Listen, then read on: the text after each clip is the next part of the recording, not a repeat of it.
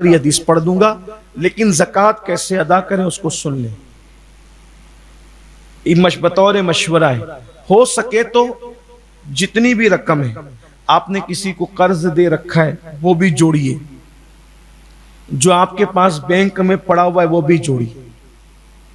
آپ نے جو رکھا ہے اس کو بھی جوڑیے، اور اسی طرح سے جو آپ کے پاس زیورات ہے اس کو بھی، سب کو جوڑ کر کے رقم بنائیے، اور 1 لاکھ پر 2500 2500 کے حساب سے پوری اس کو نکالیے۔ جو رقم ہو جائے کوشش کیجئے اس کے 3 حصے کرنے کی، جو رقم ہو اس کے 3 حصے کرنے کی کوشش کریں۔ 1 حصہ آپ اپنے رشتہ داروں کو دیں، اگر آپ کے رشتہ دار غریب ہیں وہی زکوٰۃ کے مستحق ہیں، آپ کو معلوم ہوگا تو رشتہ داروں کو دیں۔ دوسرا حصہ عام غریب مسلمانوں میں تقسیم کریں، اور تیسرا حصہ دین کے کام میں لگا دیں۔ تو اس میں کیا ہوگا، آپ کے رشتہ داروں کا بھی بھلا ہوگا، عام مسلمانوں کا بھی بھلا ہوگا، اور دین کا کام، چونکہ اب بادشاہ لوگ مدرسہ چلانے والے نہیں رہ گئے، دین کے کام پہ اب بادشاہوں کی طرف سے کچھ نہیں ملتا، بادشاہت رہ بھی کہاں گئی، تو یہ جو دین کا کام چلتا ہے وہ سب آپ کے تعاون سے چلتا ہے۔ تو جہاں بھی دین کا کام ہو رہا ہو، جہاں ہو رہا ہو، آپ جہاں مطمئن ہیں، کوئی ضروری نہیں ہے کہ آپ کسی تنظیم یا کسی ادارے یا کسی مدرسے سے ہر آدمی کا متفق ہونا ضروری نہیں، جہاں آپ کا دل مطمئن ہو وہاں دیجئے، لے کر دیجئے۔ ایک حدیث سن لیجئے، پھر اس کے بعد میں اپنی گفتگو کو اینڈ پر پہنچاتا ہوں۔ فقی ابو اللیث سمرقندی رضی اللہ تعالیٰ عنہ ایک حدیث لکھتے ہیں کہ اللہ کے رسول صلی اللہ علیہ وآلہ وسلم نے ارشاد فرمایا کہ جو شخص اپنے مال کی پوری زکوٰۃ خوش دلی سے نکالتا ہے، کیونکہ جب نکالتے ہیں تو دیکھتے ہیں ارے اتنا کیسا جا رہا ہے، 2.5% اتنا لگتا ہے، 97% کتنا پڑا ہے تیرے پاس، پھر بھی دل چھوٹا کرتا ہے۔ خوشی منا اللہ کے بندے کہ اللہ نے تجھے مانگنے والا نہیں بلکہ دینے والا بنا، اور اس پر بھی تجھ سے وعدہ کیا کہ 1 دے گا تو میں تجھے اس کے عوض میں کم سے کم 10 دوں گا، اور اچھی نیت سے دے گا تو میں تجھے اس کے بدلے میں 1 کے بدلے 70 دوں گا، اور اچھی نیت سے دے گا تو 1 کے بدلے 700 دوں گا، اور اچھی نیت سے دے گا تو 1 کے بدلے بے حساب عطا۔ تو جو خوش دلی بات، خوش دلی کے دل چھوٹا کر کے نہیں، خوش دلی سے نکال، یہ واپس ملنے والا ہے،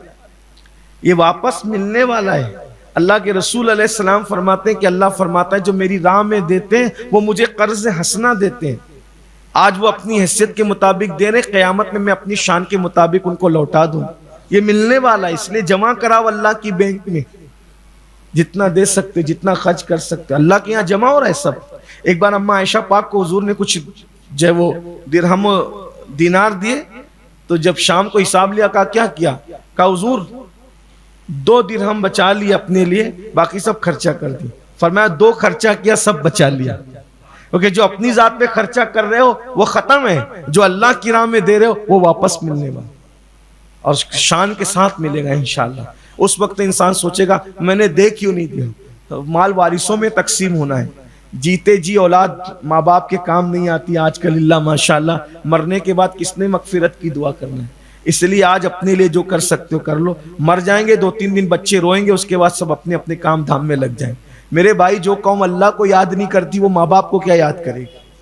آپ کہاں ہو؟ اپنے لیے جو کر سکتے ہو، میں آپ کے بچوں سے آپ کو بدگمان کرنے نہیں کھڑا ہوا ہوں، لیکن یہ کہہ رہا ہوں آخرت کے بچوں سے پیار کرو، ان کے لیے انتظام کرو، سب کرو، لیکن آپ دیکھ رہے ہو کہ جو قوم اللہ کو یاد نہیں کرتی، رسول اللہ کو یاد نہیں کرتی، مرنے کے بعد بہت کم لوگ ہیں جو ماں باپ کو یاد کرتے، بہت کم لوگ ہیں۔ اس لیے اپنے لیے جو کر سکتے ہو یہاں سے اپنے ہاتھوں سے کر کے جاؤ، اللہ تعالیٰ کی بارگاہ میں نجات کا سامان کر کے جاؤ، سب یہیں رہ جائے گا، سب چھوڑ کر کے جانا ہے۔ تو فقیر لکھتے ہیں حدیث پاک کہ اللہ کے رسول علیہ السلام فرماتے ہیں جو پوری زکوٰۃ خوش دلی سے ادا کرتا ہے اس کا نام اللہ تبارک و تعالیٰ کے یہاں پہلے آسمان پر کریم لکھا جاتا ہے، یعنی اس کا نام لکھا جاتا ہے۔ جو خوش دلی سے پوری زکوٰۃ ادا کرتا ہے آسمان پر اس کے نام کی تختی لگتی ہے اور اس کو اللہ کے یہاں کریم لکھا جاتا ہے۔ اور پھر آقا علیہ السلام فرماتے ہیں دوسرے آسمان پر اس کو جواد لکھا جاتا ہے یعنی سخی، تیسرے آسمان پر اس کو مطیع یعنی فرما بردار لکھا جاتا ہے، اور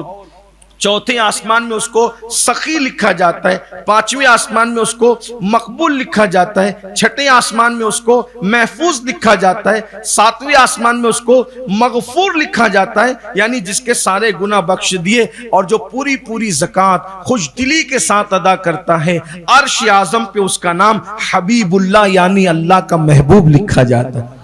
عرش پہ اس کا نام لکھا جا رہا ہے زکوٰۃ کی برکت سے۔ سبحان اللہ، یہ ہے اس لیے اللہ